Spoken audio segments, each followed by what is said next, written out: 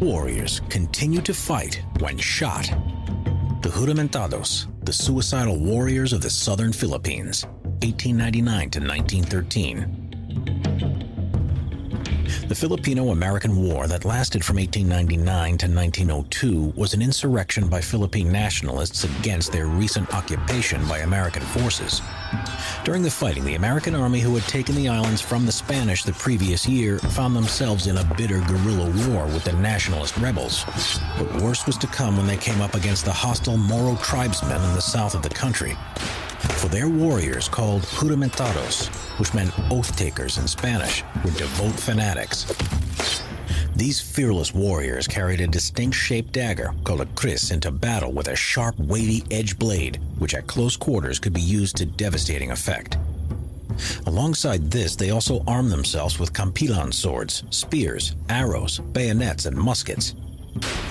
In battle, the tribesmen wore robes and turbans and seemed to be unstoppable to the Americans at first. At the time, the U.S. Army's standard sidearm was the Colt M1892 38 caliber 6-shot revolver, which appeared to have little effect on these charging berserkers. Sometimes it would take up to a full cylinder of 6 shots from one of these revolvers to take down one of these warriors, but before they did, they would already be close enough to kill at least several members of the U.S. patrol they were ambushing. Before battle, the Moro tribesmen ritually bound their bodies in tight strips of cloth. This had the effect of slowing down blood loss when wounded in battle, allowing them to kill as many of the enemy before they finally died of their injuries. For the Juramentados saw their attack on the enemy as being a sacred duty and expected it to end in their own deaths, seeing it as their road to paradise and salvation.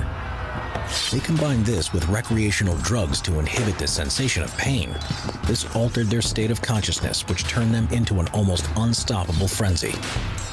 This, combined with the inadequate stopping power of the U.S. Army's .38 revolver, resulted in terrifying experiences in combat.